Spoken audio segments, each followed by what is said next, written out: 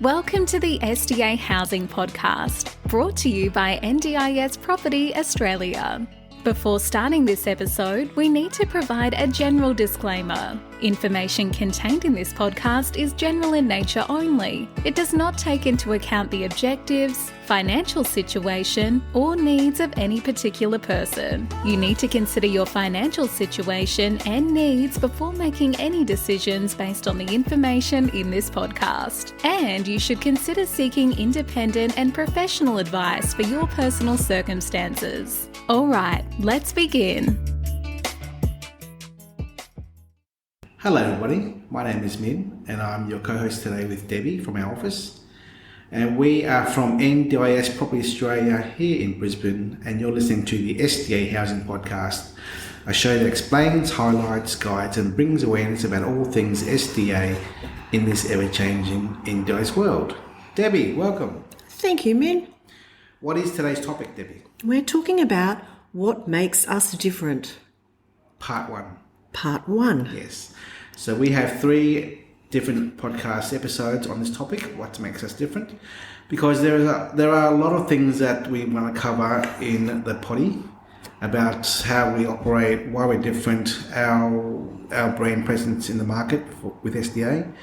And it's important for us to go through these points because Debbie's here for another week and a half. Debbie, Where are you going? I'm going back to India. Oh, why? I live there. Okay. And when are you coming back? Hopefully November, moving back permanently. Nice. Yeah. So you've been in India for how many years now? I've been there for 8 years now. Wow. Mm-hmm.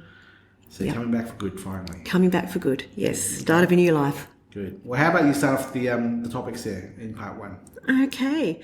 Well, I guess the first thing to talk about really is our brand presence, how we've gotten to where we are at this point after 2 years in the business. So we originally started out as Build New Homes Queensland, or Build New Homes Australia as the trading name is. And then probably a month, that was back in June 2020, I think. June, July. After a month we established the brand NDS Property Australia as a company and a brand as well. And we saw that there was definitely a need for a specialist business in the SDA market. There wasn't that many, was there, Debbie, back then? No. Yeah, there were a lot of people coming to the market who were real estate agents trying to dip their toes in the SDA sector, builders and developers as well. But you and I, we saw the need to definitely make a footprint in the SDA sector by giving proper advice for SDA within the NDS property market. Yeah. Mm-hmm. So, do you have much to add on that topic, Debbie? No, that was pretty much exactly how it happened. We just saw that niche, saw that gap in the market, and thought, well, let's move into there. And you'd already learned quite a bit about the NDIS property area, so it was just a natural progression, I guess, to move into there. Debbie, how do you see our approach as being different from the rest of the market players doing SDA? Well, I think most of the other companies working in the field are either SDA providers themselves. They're more involved from the NDIS side of things. There aren't really any other real estate agents who are working exclusively in this area like we are. There may be 2 or 3 or 4, I think. There's not that many, no. No. So we're kind of a bit unique in what we do and the way we've always approached it in terms of the fact that we're here not just to sell real estate. We're here to give advice, give information, basically to educate people. And of course, in doing so, they say that being a teacher is the best way to learn. So I think by being that presence in the market is we have learned a lot about the whole SDA world. So, Debbie, let's rewind back 15 to 18 years ago when you and I were in the same office. We were. In a different company, different service. Mm-hmm. What did we do back then and how we brought those skill sets into this market? I guess we were... what were we doing? Well, we were doing financial planning. Mm-hmm. So very different to this in many ways. But the foundation of what we did, the compliance, the SOAs, the research, the compliance, the understanding of risks in the financial world, I guess, is something we've brought across into this area. Probably not so much the marketing. I don't know that we really did a lot of marketing back then. See, when in our previous life, when Debbie was the practice manager here and I was the financial planner, it was important for us to explain what risks were to investors. So back then we were recommending advice, giving advice for investing in stocks and shares, managed funds, tax-effective investments, real estate, and all those kind of things. And the thing that was crucial in every part of the process was, what is your risk profile? Don't you agree, Debbie? Definitely. And what were those risk profiles? Do you remember? No, that's taking me way back. Conservative, medium risk, high risk investors. So the elements of those, medium, low, and high, was a key thing there. And the importance of those times, and also relevant now, is, if you are an investor in the NDIS property market as a builder or developer or a provider or a mum and dad investor or a sophisticated investor, you got to know your risk profile. Are you a medium risk or low risk investor? Are you a high risk investor? Are you a cash investor? Are you a borrower of a mortgage? What are the factors that will affect your risk profile in terms of cash flow and interest rates and market fluctuations. So all those things that are relevant to the financial sector world also applies here. So I guess to summarise this point of our approach really has been balancing the blend of the property advice and the financial advice approach. Even though there's no such thing as financial advice in real estate, there isn't. I want to be very clear, we're not licensed financial advisors anymore. We still bring the element of caution and a balanced approach towards SDA, because it's not high returns. It can be high risk as well, Debbie. Yeah. Definitely, yeah. So that's our background, yeah. But more importantly, our marketing. Tell me more about how our marketing has been different, I guess, the last 2 years. Well, I think we've been very aggressive, is not the right word, but proactive, I guess, in getting an online presence, firstly through websites, through landing pages. Started very on. The first thing I did when I came in was start working on the websites and landing pages, start working on all the social media sites. So it was a complete holistic attempt at bringing everything together from very early on. And that's pretty much all that I did for the first year, I'd say, was building that information on the website. The websites have a lot of very detailed info there, and I think that is something that you don't really get with anyone else. A lot of people have commented on the fact that our main website is very detailed, a lot of information.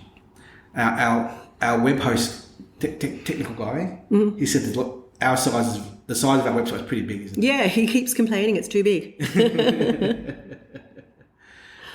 So we're all about information and being transparent about everything. And the more information we can give you, our listeners, our investors, to understand more about the SDA strategies, the SDA products, the research behind it all, it's more power to you.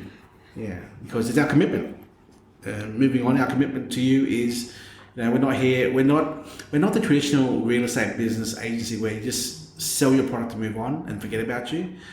And I think that occurs a lot out there, Debbie. Like, we get a lot of people come to us who say, "Oh, I've now bought this house and it's now empty." And we ask them, "Well, why hasn't anyone helped you out with sourcing participants thus far and whatnot?" So it seems like a lot of people out there do get the wrong end of the stick with regard to service, and we don't want to be that. No, we want to make sure that our buyers get the whole complete consultation from start to end. We don't stop with just selling the property. We make sure that you're connected to all the people you need to be connected to ensure that at the end of the day you get tenants in there and start making money. Because the research isn't all about tenants. We've got to research the provider, research their supposed participants on their books that they want to put through the dwellings. We help research the lenders and the brokers who will be giving the finance advice. We do a little bit of research with lawyers, conveyancers and settlement agents around Australia as well, who understand the conveyancing process with contracts as well, Debbie. That's very important. Mm-hmm. We have had a few problems in the past with solicitors who don't understand it all. Mm-hmm. The data. The data is a big point. Can you talk to our listeners about your task, your role in doing your research with the tools you have access to? Yeah, absolutely. Well, I'm on top of, I like to think I'm on top of the NDIS stats that come out monthly and quarterly. And I go pretty deep into those to develop detailed supply and demand statistics. So we firstly have an idea of, or we're on top of what the NDIS is telling us in terms of where the participants are, what they're looking for, but also in terms of what's being built out there, what is the legacy dwellings that are going to, down the track, no longer be funded for SDA, so where that future demand is going to be. And that's something that we produce reports of, and we help our investors. Anyone who wants to know demand in a certain area, we have a pretty good idea of obviously based on what the NDIS are telling us. It's very hard to get more in-depth statistics without actually going to all of the providers in any one area. But as much as we can, we spend a lot of time gathering that information. Debbie, about a month and a half ago, you put together a document called the Supply and Demand Data Map. That's pretty much what I'm talking about. That was actually 3 months ago, and I'm waiting tomorrow or the next day for the NDIS to release their next quarterly report. Can you tell us what that document you created is composed of? Yeah, it is composed of, so the NDIS provide statistics based on the Australian Bureau of Statistics statistical areas. Sorry, that's a bit of a mouthful. Known as SA2, SA3, SA4.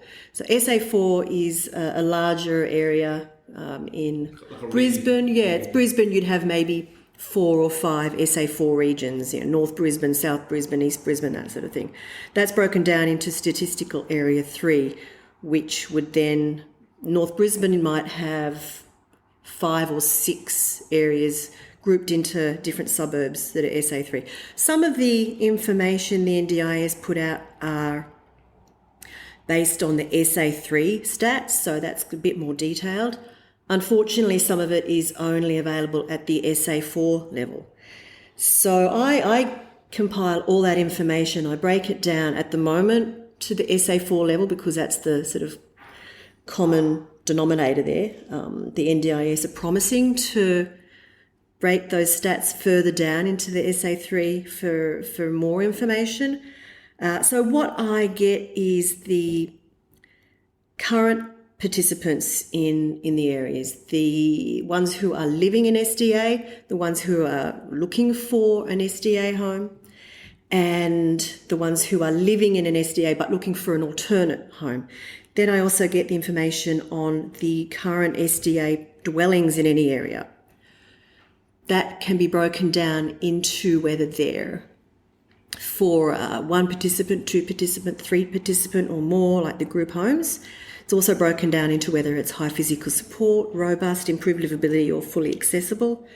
And it is also broken down into whether it's legacy or basic dwellings. They're the old types of dwellings that will be defunded. Whether it's a new build, which is what we are involved in, the new build that has the current SDA funding applicable, and whether it's a pipeline build that the NDIS are aware of because they have, nowadays you've got to actually provide an SDA report before you commence the build, before you get approved. So the NDIS have a fairly good idea of what is being built or going to be built. So basically, yeah, that's what all of those statistics are, and that's what I bring together. So you've got an idea of what demand is where and what supply is where. Now, in saying that, Debbie, the raw data you're using to put together, that's also readily available publicly. Absolutely. On the NDA's website. Yeah, yeah. So if anyone wants to look at all those spreadsheets, it's all there. Yeah, it's one massive spreadsheet with about 22 different tabs. It's very detailed, very comprehensive. If you get into it, probably took me about a week to get my head around how to read it all. But that data, I mean, that's one source of data. Can you also go to the demand map tool? Is that right? The SDA demand data, that is good because that's where it's broken down more into the SA3 regions. So it's a little bit more detailed. But that demand map tool, it isn't about SDA. It's about small SIL. No, there are two. Yeah, okay. There's the NDIS demand map, which is all of the NDIS. Then there is the SDA demand, which is specifically for SDA. So that also can provide us with a little bit more in-depth information. And that can be by suburb, so that one actually breaks it down into even more detail. It gives you indication of the population of participants in the area. Yep.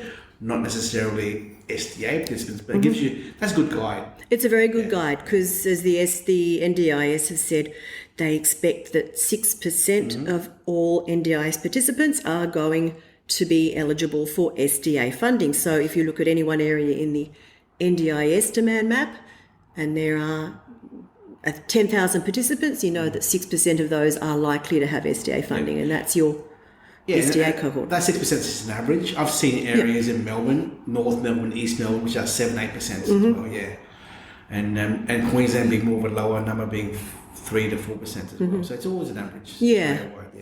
But it's a good place to start to get an idea. Yeah. So we do our best from a research point of view to collect data and present it in a, I guess, readable and just visually a visual stimulating way, colours, graphs and whatnot, rather than just pure data. Yeah. Good work, Debbie. Now our track record, how are we going? I think we're going pretty well in terms of properties that we have being built underway or that we've sold to investors that are waiting for the land to be titled, waiting for construction to start. I think we've got around about 110, 120 million. Somewhere between 120 to 140 is our number of dwellings. Okay. Which are under construction or about to start. Or completed, close to completion. Or yet to start, whatever the number is. Because we are operating Australia-wide. We're keen on Tasmania and Melbourne and Perth at the moment, as per our previous podcast, which we've mentioned. So we are active. Our track record shows that we are active around Australia. Again, that's different from the rest of the market. The rest of the market is pretty much purely selling in their backyard, as in Melbourne or Queensland only. We're now aggressively going to New South Wales, Sydney now, Debbie. That's an untapped market for the last 2 years, and we're taking that head on as a challenge for us to supply more product in the Sydney sector as well. Definitely. Yeah. So I guess, and if you want to see our track record and what we're moving, just look at our website on the page. What's the page? Is it for sale or what's properties for sale? Yeah. Next topic, innovation. Our innovation. Well, we're collaborating, talking to, and working with various other product providers. And what I mean by that, I mean modular homes, prefab, manufactured housing, just different technologies to bring to the market SDA product. We're also now talking to other developers to produce SIL homes in some places, and also respite accommodation as well. So again, different products to the market. I don't want everyone to think that we're only doing SDA, so we have been, but I think we should really think about other options out there for the non-SDA funded participants around Australia, which there's a lot of at the moment out there. There are disability housing, in all parts of the NDIS world. More to come on that topic as we develop these relationships with these product providers. Yeah. Let's talk about our communication. Yeah. Communication is very important in any relationship, Debbie. And I think given how complex the SDA, NDIS market is, it's important for us to be able to communicate to our listeners, our investors, and our partners, correct? Very much so, yeah. So how do we do that? We firstly have a very burgeoning, growing bigger and bigger every day database of investors, of providers, of builders, of developers. So we work very hard to keep on top of that, to make sure that we're in contact with those people, with our small team here, calling them. 10 of us. Yeah. So calling people, just touching base, whether they are providers, whether they are potential investors, people who are just wanting to know more information. So, we're on the phone all day long, talking to them. I was talking to Donna the other day, Debbie, and I said to her, if a person from outside the office, outside the building, was to look in to see what we did in here, it'd be a really confusing, complex environment here, because there's just so much going on. There is so much going on all the time. And I think that the beauty of our little team is because we are relatively small and with everything we do, we're all multitaskers. We all do so much. And again, back to communication. For one client, just talk one new client coming on board, you'll deal with his or her presentation of a package to consider, number one, their lender, finance application process, helping arrange their relationship with a provider and sourcing participants, their lawyer from a contracts point of view, the builder in construction of the house after the land developer settlement, right? That pre-construction process right there is a lot of hard work for one client. And as a result, we have various individuals in our office here who handle different parts of the process. The provider side, the lending side, the sales support side, the research side, which is yourself, the contract side. There's just so much happening on every single person. And that's for one person, Debbie. Yeah. Times 130. Yep. Right? So to all our listeners out there, if you're talking with someone about buying an NDS or SDA property somewhere in Australia, make sure that they have the resources to deliver a high customer service proposition for you. Because there's just so much work involved. And this is the reason why, Debbie, you and I started this 2 years ago. We thought it might be nice doing 4, 5, 6, 7 sales or transactions for the year. But it's just grown so much, the volume and the demand. And now, we had no idea of the demand. Well, just to let our listeners know, we're juggling 2,000 or more people who are talking to us every single day. Yeah. Now, I've just explained to you one transaction, right? Now times 2,000. That shows you the complexity of what's involved in running our SDA business here, because it's just a lot of advice and a lot of people waste their time as well. They just don't they don't realise what they're getting themselves into. It sounds easy, it sounds simple, it sounds great, but the reality is it can be overwhelming for some people, isn't it, Debbie? It is. A lot of people do find it far too much information that they need to learn, they need to understand, and not worth their time for the returns and the investment of their time, if nothing else.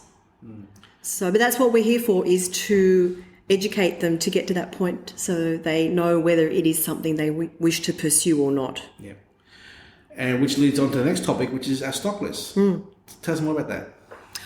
Okay, we have a stock list that is it's pretty comprehensive, It turns over constantly. We're updating it every day. I think at one stage, a couple of months ago, we only had 1 or 2 properties on it, and a week later, we suddenly had about 30 again.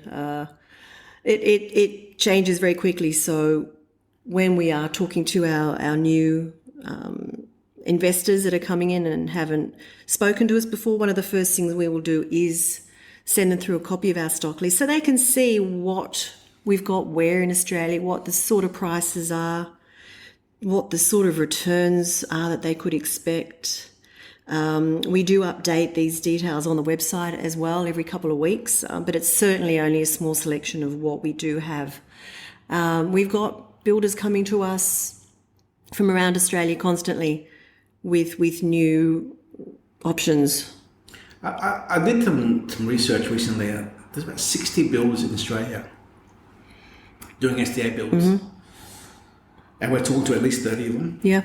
Right? And they may have some stock, they may have nothing. Mm-hmm. So it's always changing. It's all based upon land availability as well. Yep. Yeah.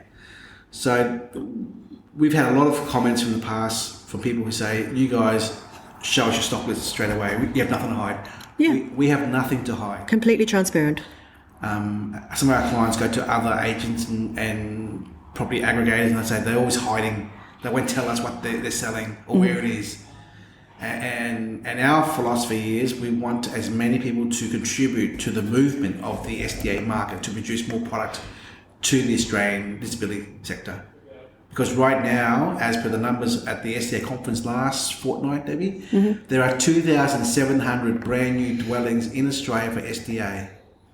If we take out the old 5,000 legacy stuff, which are all going to be phased out anyway, there's 2,700 as of right now in the last 3 years. Yep. We need 25 to 30,000 yep. in the next 8 years, and we are so far behind it. So we need more and more and more SDAs being built, whether they are apartments, houses, villas, whatever that is. We need more because there's not enough product being created. And given the fact that high interest rates are now here in Australia, lending's harder, land availability is limited, builders are going bankrupt or belly up all the time, it will become harder to produce SDA product in the coming year or 2 years. Mm. Yes. So we'll be I think we'll end up being very short of the 25,000 mark in the next I can't see us getting anywhere near that in the next 8 years or so. Mm. So moving on, buyer inquiries. Yeah. How's it been on your end with buyer inquiries the last year or 2 years? Frantic. We have probably 25 to 30 new leads coming in a day. About 40. A week. A week, I'm sorry, yeah. 30 to 40, yeah. Yeah, in total. So, we do our best to reach out to every one of those as soon as possible. And it's hard trying to educate them. Every day there's always 4 or 5 more people coming in, making inquiries. And and our team here have to spend half an hour to 45 minutes roughly for an initial phone call just to explain the process and what's involved. Yep. And that's the reason why we created the e-blast, the EDM every week, mm-hmm. maybe fortnight at the moment. We're also in the process of setting up some automation of emails. So when you do initially contact mm-hmm. us, we'll be sending you a series of, I think, 5 emails in total that are educational. Just each one has a topic explaining the basics of SDA, going into, a particular aspect, whether it's financial, whether it's about supply and demand, whether it's just about what SDA is. So this is hopefully going to take a little bit of the onus off our staff here doing those initial long phone calls. And for some people, I know a lot of people probably won't read those emails, but for those who do like to read their information, I think they'll find that this is going to be really, really useful to get a good grounding, good understanding of the fundamentals, if you like, of SDA. And that's the reason why we created this podcast, Debbie, because it will save us time, manpower, to explain all the time the fundamentals of what we do from a SDA perspective. I think at the moment, and you can nod your head, Erin. Erin's in the background here. I think we're at 1,200 per month as an average download at the moment. I think, yeah. I saw it the other day. So we're past 6,000. Yeah, 1,300 a month, yeah. So the numbers are growing. We're getting a lot more people coming through saying we listen to your podcast. We're now contacting you. We are a builder. We are a developer. We want help. What's your advice on the design or the location? So, which is what we wanted to do, to create collaboration amongst people out there around Australia, to talk to each other, talk to us, and for us to refer you, a listener, on to someone else in the community to help out. Because we can't be everywhere, we can't do everything. If we can introduce a provider to a developer, great, here it is. We want to help the networking opportunities there, because we do need more networking opportunities within the SDA space. And this, I guess that's the reason why, Debbie, we are now always going to all the expos, the workshops, the conferences. Where you and I and Deb and Don are going down to Melbourne this week for a day and a night. And then I shoot off to Canberra for 2 days at the Canberra Disability Expo. Okay, so we're constantly flying around Australia at the moment. And that's what makes us different as well, Debbie. We are active at every show. So, you know, the disability expos, the regional expos, the conferences, we're just active. I think that's the way forward.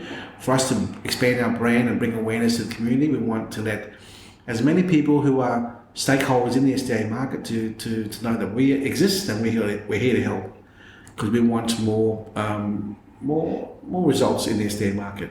Yeah. And I guess that really is the overall approach that we're now heading towards, is just bringing all the stakeholders together.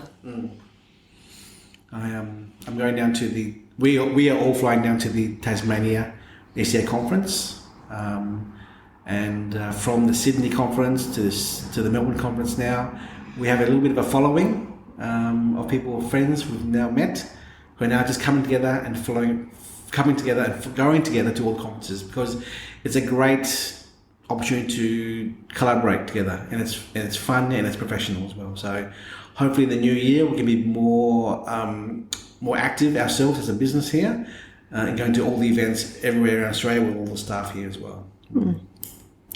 So Min, 2 years in, what disappointments have you got? Disappointments, not much. A little, not much. People who don't listen to us, meaning we try to educate people as to the reality of going into SDA, and they just don't believe. They want to do it their way. They have their own expectations, and no matter what you tell them, they just don't want to know about it. Right? So that's one.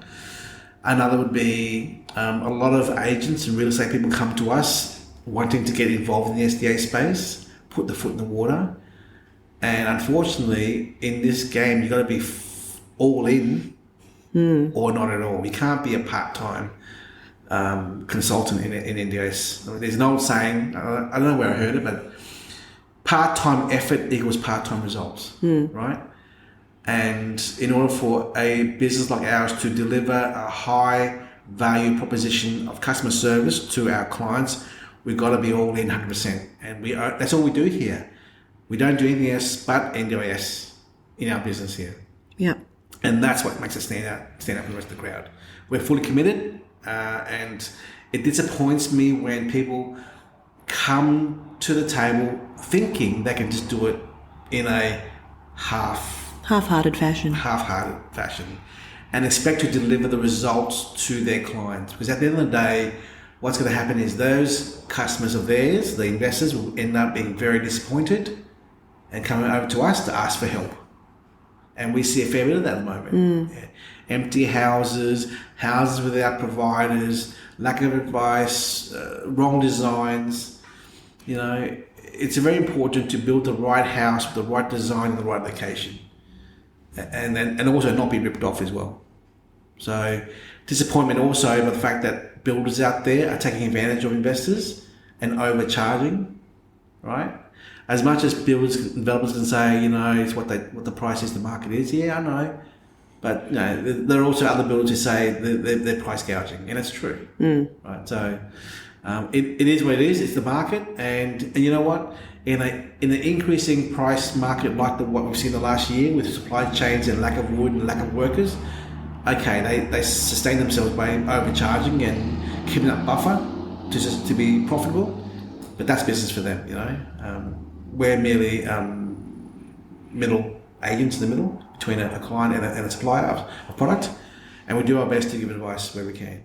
At the end of the day, Debbie, I like to think, to compare us to a normal business, we are like a buffet restaurant, right? We have the meat section, the vegetable section, the dessert section, the soft drink section, and we invite all these guests to come into the restaurant, and they are there to choose what they want to choose. Right? We can't force them to take something they don't want, right? And we, in this space, the SDA space, we offer a suite of SDA dwellings and products across Australia, and we're not going to force them or tell them any lies. We tell them the truth. This is a high demand area, this is a low demand area, this is a high risk product, this is a low risk product. Okay, so everyone's risk profile is different, everyone's price point is different, and they will do what they do according to their comfort levels. And we're never going to force on someone something they can't afford to invest in themselves. Oh, definitely not. So our disappointment is really, at the end of the day, people's greed, I guess, from an investor level, because it's no longer the 15-20% days. It's now realistically 10 to 12% returns gross, net being 9-10%, and also disappointment of how prices have gone. Through no fault of their own, the builders, the prices have gone up so much now. They've gone up. Since we started, they've gone up easily, a base level of 300,000. At least 200, yes. At least 200, if not minimum. 3, yeah. So when you and I started this 2 years ago, 500? A HPS house was 550, 580. Now we're talking 900 grand prices now. So it's massive, yeah. But anyway, it is what it is. The market pricing. We can't do anything about it. We're just merely a pawn in the big overall scheme of things of the indoor sector.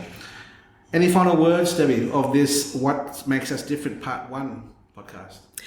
I guess that's just an overview of, who we are, why we got into this, why we are passionate about doing this, where we saw that gap in the market that no one else is doing and still isn't, and how we do it. So I hope that this has given you a little bit of an insight into who we are and what we do. As a team, yeah. Thank you, everyone. Thank you, Debbie. Thank you, Min. Bye-bye. Bye. We hope you enjoyed this episode. Please make sure you are subscribed and following us so you can keep in the loop with all of our upcoming episodes. We would really appreciate it if you could leave us a 5-star rating, a written review, and to share this podcast with those that could benefit. Until next time, catch you on the next episode.